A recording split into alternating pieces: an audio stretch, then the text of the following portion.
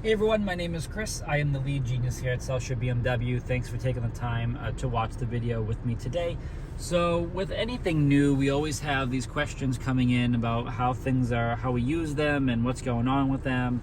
And that definitely is the case for the vents here and these controls here. So very modern, very minimal, definitely a nice design touch, but some people are having a hard time understanding how exactly to use these things here. So what I wanted to do is take some time and just kind of show you this. So in this position here, when they are horizontal, everything is open. The vents are open. You can feel the airflow coming from the bottom, and right above there too, there's another one there. That's how that's going to work. Now, if you were to take this and move this left to right, or just kind of any position, you are actually moving that airflow either left or right, depending on the direction. So that's how that will work. Now, if you wanted to close the vent and completely shut it off, that's when you twist it until it's vertical. So twisting it like this, now there's no air coming out the center. Now when we open it, that's when the air comes through just like that.